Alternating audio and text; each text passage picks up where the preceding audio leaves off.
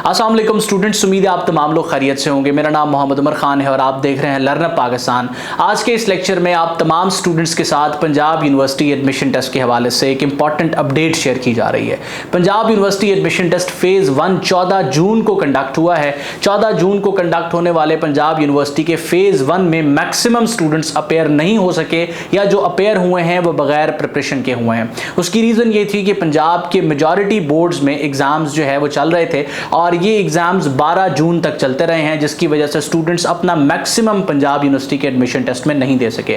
अब Punjab university admission test के बारे में अगर आप नहीं जानते तो मैं आपको ब्रीफली बता देता हूं कि वो तमाम कैंडिडेट्स जो पंजाब यूनिवर्सिटी में किसी भी डिपार्टमेंट में एडमिशन सिक्योर करना चाहते हैं उनको पंजाब यूनिवर्सिटी का एक एंट्रेंस एग्जाम क्वालिफाई करना पड़ता है। उसके बाद पंजाब यूनिवर्सिटी में वो अप्लाई करने के लिए एलिजिबल होते हैं। अब पंजाब यूनिवर्सिटी अपना एक एडमिशन टेस्ट कंडक्ट कर चुकी है जो 14 जून को हुआ है और दूसरा एडमिशन टेस्ट ये कंडक्ट करने जा रहे हैं जिसको उन्होंने अनाउंस कर दिया है। उसके अप्लाई जो है वो स्टार्ट हो चुके हैं। तो सबसे पहले तो हम डिस्कस कर लेते हैं इस टेस्ट की इंपॉर्टेंस के हवाले से। Punjab university admission test 100 marks का एक एडमिशन टेस्ट है जिसको फाइनल मेरिट में 25% वेटेज दी जाती है। इससे मुराद ये है कि पंजाब यूनिवर्सिटी का जो एडमिशन टेस्ट है उसका जो स्कोर है जब फाइनल मेरिट कैलकुलेट किया जाता है तो 25% हिस्सा पंजाब यूनिवर्सिटी के स्कोर को दिया जाता है और रिमेनिंग 75% आपके इंटरमीडिएट और मैट्रिक के स्कोर को दिया जाता है और उसके बाद आपका मेरिट कैलकुलेट किया जाता है।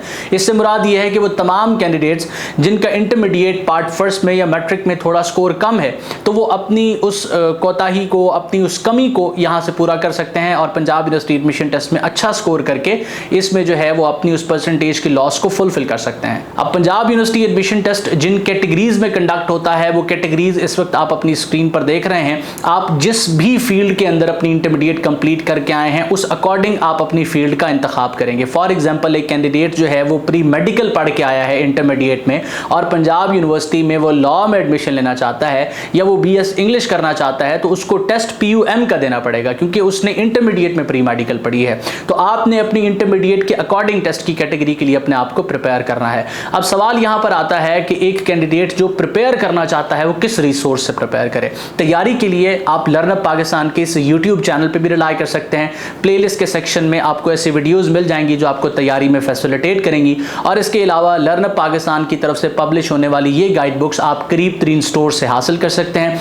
लाहौर में ये उर्दू बाजार में अवेलेबल हैं और इसके अलावा आप इन कॉपीज को, इन बुक्स को ऑनलाइन ऑर्डर भी कर सकते हैं। ये किताबें आपके डोर स्टेप पे भी डिलीवर हो सकती हैं। सिंपली स्क्रीन पर नजर आने वाले व्हाट्सएप नंबर पर आपने कोऑर्डिनेट करना है। हमारी टीम आपको इस हवाले से गाइडेंस प्रोवाइड करेगी। अब टेस्ट की तैयारी करते हुए सबसे पहला सवाल जो स्टूडेंट के जहन में आता है वो ये होता है कि आप जो है वो किस सिलेबस से टेस्ट को प्रिपेयर करेंगे या टेस्ट का सिलेबस क्या है। तो टेस्ट के सिलेबस को आप इस तरीके से जो है वो देख सकते हैं कि पंजाब यूनिवर्सिटी की जितनी भी कैटेगरीज हैं हर कैटेगरी ऑफ टेस्ट के अंदर आपको 5 सब्जेक्ट्स नजर आते हैं। आप डेफिनेटली किसी एक कैटेगरी में अपेयर होंगे जो भी आपने इंटरमीडिएट में पढ़ी होगी।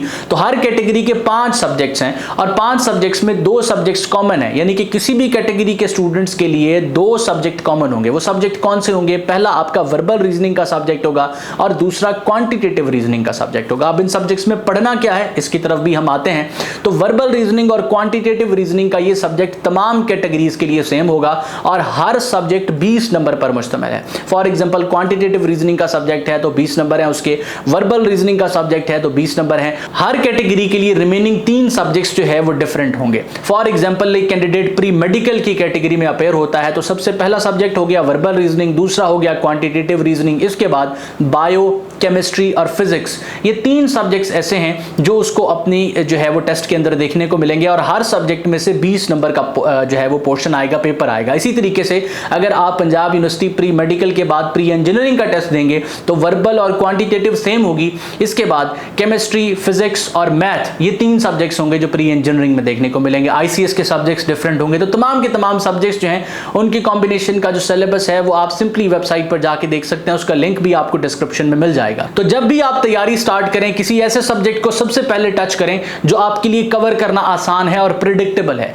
मैं आपको ये रिकमेंड करूंगा कि एकेडमिक्स के सब्जेक्ट तो आप ऑलरेडी इंटरमीडिएट में पढ़ रहे होते हैं, उसके आपके बेसिक्स अच्छे होते हैं। आपको वर्बल और क्वांटिटेटिव रीजनिंग पे फोकस करना चाहिए। स्टूडेंट क्या करते हैं कि इंटरमीडिएट में पढ़े हुए सब्जेक्ट्स को एक बार फिर से स्टार्ट कर देते हैं और एक्सटेंसिवली पढ़ना शुरू कर देते हैं और वो इग्नोर करते हैं किसको, वर्बल और क्वांटिटेटिव रीजनिंग को। तो 60 नंबर का पर्चा तो आप बेहतरीन तरीके से तैयार कर लेते हैं, वहां से बेसिक क्वेश्चन आपको देखने को मिल रहे होंगे, लेकिन वो 40 नंबर का पर्चा जिसको आपने वाकईतन प्रिपेयर करना था उसको आप प्रिपेयर करने में नाकाम रहते हैं। तो उसका बेहतरीन सोल्यूशन ये है कि आज से ही तैयारी स्टार्ट करें। और यहां एक और एडवाइस आप तमाम स्टूडेंट्स के लिए कि अगर आपने फेज 1 टेस्ट दिया हुआ है, फेज 1 में आप अपेयर हुए थे जो 14 जून को कंडक्ट हुआ है, और आपने वहां पर आपको कॉन्फिडेंस है कि आप अच्छा स्कोर करेंगे, मैं आपको रिकमेंड करूंगा कि फिर भी आप दूसरे एडमिशन टेस्ट में अप्लाई करें।